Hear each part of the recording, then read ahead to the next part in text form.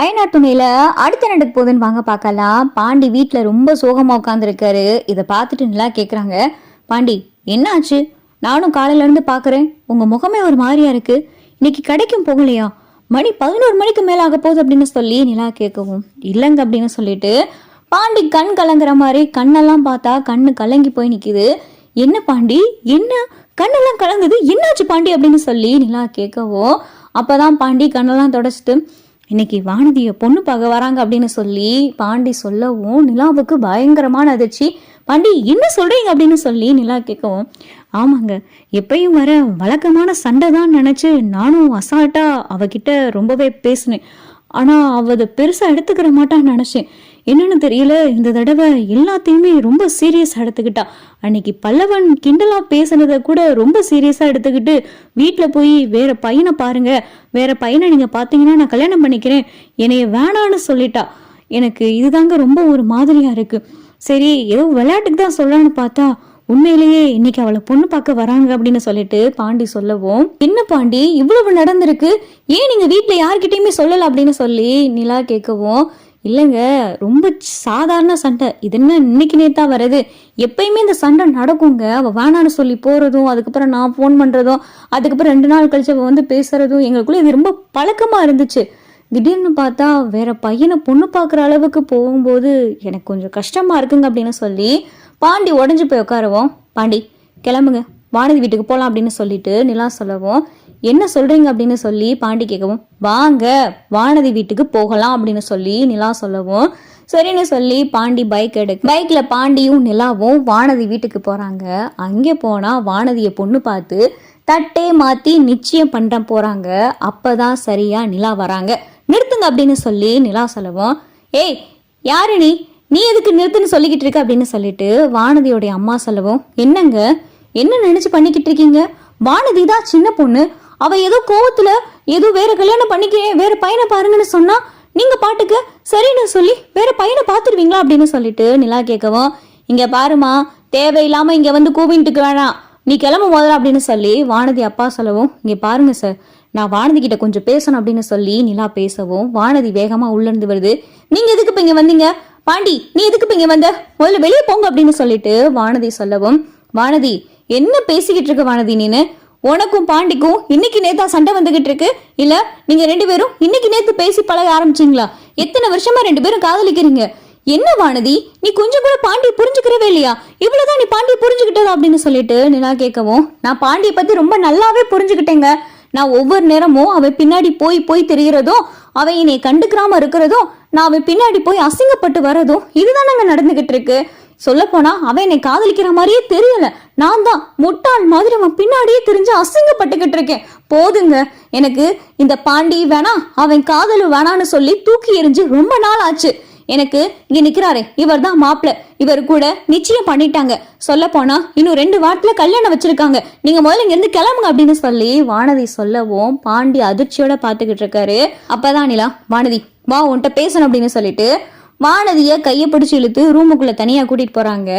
எல்லாரும் வெளியில மாப்பிள்ளை வீட்டுக்காரவங்க அரசல் புரசலா பேசிக்கிறாங்க. என்னங்க இது, என்ன நடந்துகிட்டு இருக்கு? நிச்சயம் பண்ணிட்டோம், இந்த நேரத்துல வந்து இந்த பையன் வீட்டுல வந்து பிரச்சனை பண்ணிக்கிட்டு இருக்காங்க, நாளை பின்ன கல்யாணம் ஆச்சுன்னா பிரச்சனை பண்ண மாட்டாங்களா அப்படி இப்படின்னு சொல்லி அவங்க பாட்டுக்கு பேசிக்கிட்டு இருக்க.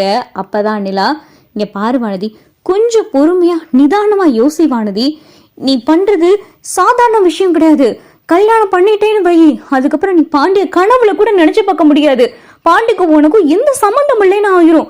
நல்லா கொஞ்சம் நினைச்சு பாரு வானதி அப்படின்னு சொல்லிட்டு நிலா சொல்லவும், போதுங்க, நான் தான் சொல்லிட்டேல, நீங்க எங்க இவ்வளவு வக்காலத்து வாங்கி வந்து பேசிக்கிட்டு இருக்கீங்க?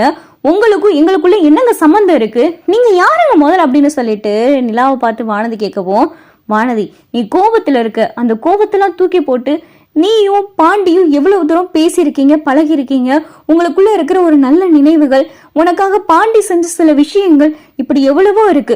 பாண்டி ரொம்ப நல்ல பையன், பாண்டி மாதிரி பையன் கிடைக்கிறதுக்கெல்லாம் கொடுத்து வச்சிருக்கணும்.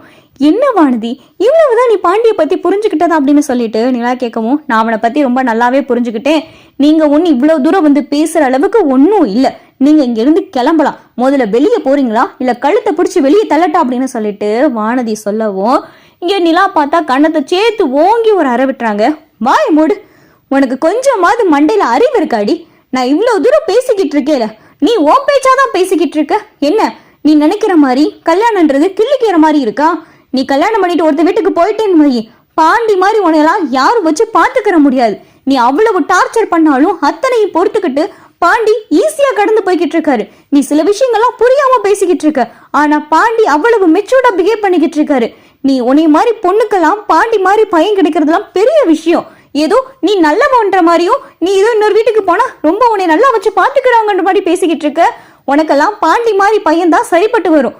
பாண்டி மாதிரி பையன் கிடைக்கலாம் கொடுத்து வச்சிருக்கணும். அதை விட்டுட்டு நீ ஓன் பாட்டுக்கு பேசிக்கிட்டு இருக்க. பாண்டி உன்னை கல்யாணம் பண்ணணுமா வேணாமான்னு சொல்லி அவ்வளவு யோசிச்சாரு. ஆனா நான் எடுத்து சொன்னப்ப அவர் நல்லாவே புரிஞ்சுக்கிட்டாரு.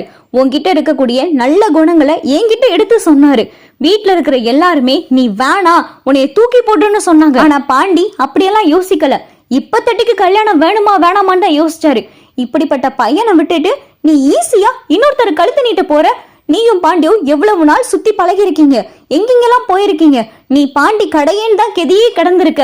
நாளை பின்ன நீ கல்யாணம் ஆகி போயிட்டேன்னா நீங்க 2 பேரும் லவ் பண்ணதை வச்சு அந்த புதுசா வரப்போறவன் குத்தி காட்டி பேச மாட்டானா? அதனால உனக்கு ஹர்ட் ஆகாதா? அப்படி ஹர்ட் ஆச்சுன்னா நீ அவனையும் தூக்கி போட்டு வந்துருவியா? என்ன கல்யாணம் காதல் உனக்கெல்லாம் ஈஸியா போச்சா அப்படின்னு சொல்லிட்டு இங்க நிலா பலார் 4 அற விட்ட மாதிரி கேட்கவும் வானதிக்கு புத்தியில இப்பதான் கொஞ்சம் எட்டுது. வானதி அழுதுகிட்டே நிலாவை பார்த்துக்கிட்டு இருக்கு. பின்ன என்னங்க, நானும் ஒவ்வொரு தடவையும் அவன் பின்னாடி சுத்திக்கிட்டே இருக்கேன். ஆனா நான் சுத்துறது அவனுக்கு புரியவே மாட்டேங்குது. எதுக்காக இவ ஏன் இவ்வளவு எஃபர்ட் போடுறா, ஏன் போடுறா, இவ இவ்வளவு எஃபர்ட் போடுறானா அது நமக்காக தானு சொல்லி அவனுக்கு கொஞ்சம் கூட புரியவே மாட்டேங்குது அப்படின்னு சொல்லி வானதி சொல்லவும், இங்க பாரு வானதி, காதலுக்குள்ள எக்கச்சக்கமான சண்டை வரும். இதே இது கல்யாணத்துக்கு அப்புறம் வந்தா வேணான்னு சொல்லி தூக்கி போட்டு வந்துருவியா? காதல் கல்யாணம் இதுலலாம் சண்டை இல்லாம இருந்தா அந்த வாழ்க்கை ரசிக்கவே முடியாது. எல்லாத்துலயும் சண்டை வேணும் வானதி. சண்டை போட்டுட்டு அதுக்காக அந்த சண்டையை மட்டும் பத்தியே பேசியிருக்க கூடாது. அதுக்கப்புறம் அந்த சண்டையை வச்சு எப்படிடா மறுபடியும் பேசி சமாதானம் ஆக முடியும் தான் பார்க்கணும்.